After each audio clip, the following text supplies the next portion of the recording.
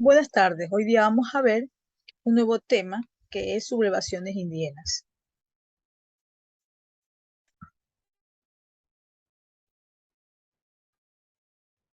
Una de las primeras cosas que los indígenas siempre protestaban era por la gran cantidad de dinero, de tributo que tenían que rendirle al rey de España. Recuerden que ellos eran considerados vasallos del rey, por lo tanto les hacían pagar un tributo para el rey que no conocían, pero que tenían que rendirle tributo con su trabajo, y esto hacía que ellos se enojaran porque apenas podían sobrevivir.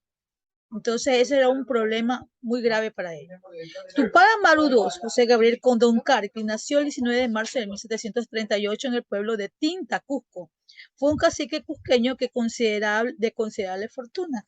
No, algunos caciques tenían bastantes, se puede decir que habían heredado todavía su nobleza y habían estado en buenos términos con los españoles a la llegada de ellos, se habían tal vez asociado con ellos y habían conservado riquezas, y algunos de ellos tenían eh, todavía privilegios, ¿no? Entonces este es el caso de Tupac Amaru.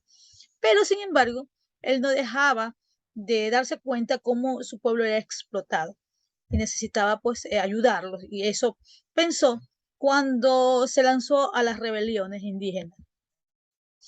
Este cusqueño peruano, pues no, ante los constantes abusos a los que los indios eran sometidos, el pago de tributos, como ya hemos hablado, el trabajo forzado en las minas, mita, en las que morirían millones de indios, en las galerías y en las minas, Tupac Amaru buscó en primera instancia negociar y conciliar con las autoridades españolas, cosa que no iba a ser posible porque los españoles lo que querían era dinero. A él no les importaba las personas de aquí de América, los indígenas mucho menos. Entonces lo que ellos querían era que ellos, no les importaba que se morían, ellos lo que querían era dinero.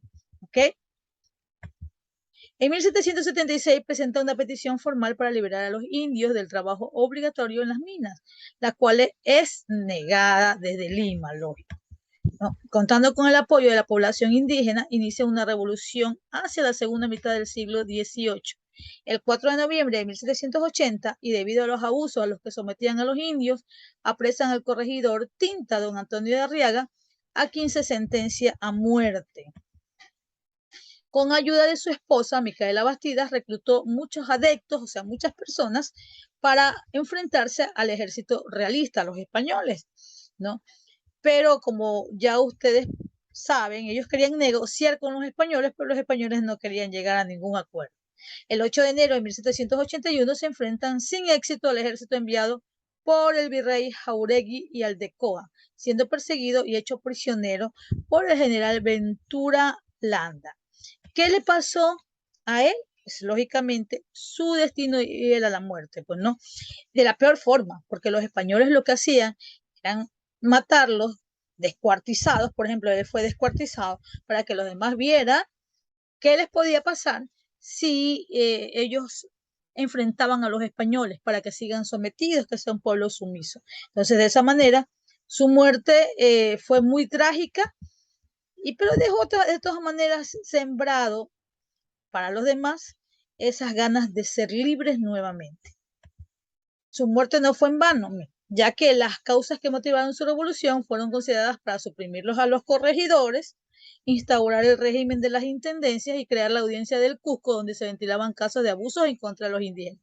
O sea, los españoles, el rey desde España, al ver que había una sublevación, sí se dio cuenta de que había mucha injusticia y trató de cierta manera ayudarlos. O sea, no fue en vano, porque luego pues se mejoró la situación del indígena en esta parte de América, que era el Perú, pues no, el Cusco. Ahí vemos nosotros una imagen de este indígena, y a pesar de su ejecución, los españoles no lograron sofocar la rebelión. Continuó acaudillado en su medio hermano, Diego Cristóbal Tupac Amaru, al tiempo que se extendía por el altiplano boliviano, la región del Jujuy y en el noroeste de Argentina. Y comenzaron las rebeliones, ¿no? Nosotros estamos hablando de las más importantes porque fueron muchas, pero en realidad vamos a hablar de lo que nos dice nuestro libro. Luego dice la sublevación de Tupac Katari. Julián Apaza, nacido en Ayo Ayo, La Paz, este es boliviano, ¿no? También vamos a ver que se subleva en contra del ejército español. Tras la muerte de Tupac Amaru, último inca rebelde con quien había tratado, y de Tomás Katari, quien lideró la rebelión de Chayanta, se hizo llamar Tupac Katari y encabezó una gran sublevación armada en 1781. Con un ejército de 40.000 indígenas contra los españoles, la insurrección llega a controlar varias ciudades de La Paz y fue sitiada durante 3 meses. Fue traicionado por un colaborador y apresado por las autoridades españolas. Fue ejecutado el 15 de noviembre de 1781 en La Paz tras de cortarle la lengua y ser descuartizado, amarrado a caballos que tiraban en direcciones opuestas. Según la tradición, antes de ser asesinado, Tupac Katari dijo: hoy me mataráis a mí solo, pero mañana volveré y seré millones, ¿no? Y de esta manera ellos dejan sembrado la semilla de la rebelión. Y por último tenemos a Fernando de Aquilema, muy pero muy ecuatoriano, y Manuela León, su esposa, quien lo acompañó hasta la muerte. Entonces, ya vimos nosotros a un peruano que es Tupac Amaru, vimos también a un boliviano que es Tupac Katari, y ahora vemos a Fernando de Aquilema, que ya es en el siglo XIX, porque los anteriores fueron en el siglo XVIII, ¿no? En esta segunda mitad, él se va en contra del gobierno de García Moreno, en contra de los diezmos que se tenía que pagar al ejército, perdón, a las autoridades españolas, lo que yo les mencionaba, ¿no? Nació en Yuriquíes en 1845 aquí en el Ecuador, y a sus 25 años fue coronado rey en un intento de recuperar el imperio inca, ¿no? Esa misma localidad, el 18 de diciembre de 1871, los rebeldes ajusticiaron a una docena de funcionarios del Estado, entre los que cobraban impuestos y reclutadores para trabajos en obras públicas, ¿no? Los mataron a los españoles. Tremenda aberración que le hicieron.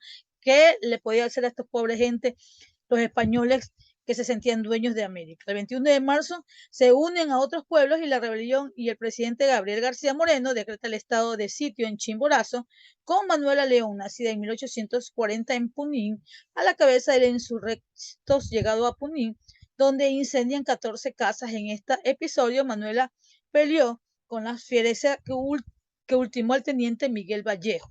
Esta Manuela León, que era su compañera de vida, pues mató a un teniente, pobrecita. ¿Qué le habrán hecho? Luego de varios días de lucha, el 3 de enero de 1872, se conoce la noticia de que Aquilema se había entregado a la milicia del gobierno en Cacha. Manuela León fue ejecutada el 8 de enero, y el 8 de abril de Aquilema fue fusilado en la plaza de Yuriquíes, bajo la venia del gobierno de don García Moreno, y eso que era muy católico el señor. Aquí están, ¿no? Nombraron a Daquilema como jefe de la sublevación, cansados de tanta injusticia del gobierno de García Moreno. Manuela León, esposa y compañera de lucha de Fernando Daquilema. Por acá tenemos otra que dice: muerte de Manuela León y Juan Manzano, capturados y sin juicio, fueron fusilados. Fernando Daquilema fue trasladado a la plaza de Yuriquís y también fue fusilado. Pero sus luchas no han sido en vano, ni la del peruano, no, Tupac Amaru, ni la del boliviano, Tupac Katari, ni la del ecuatoriano, Fernando Daquilema, porque de ahí se mejoraron las situaciones del indígena, y él dejó precedentes para que haya una mejor, ¿cómo les digo? Un sentimiento más que todo de justicia y de equidad, y que los indígenas no estuvieran sublevados, sino que ellos reclamaran sus derechos, ¿no? Voy a dejarles, les voy a mandar un banco de preguntas sobre este tema. Gracias por la atención. Espero que lo realicen.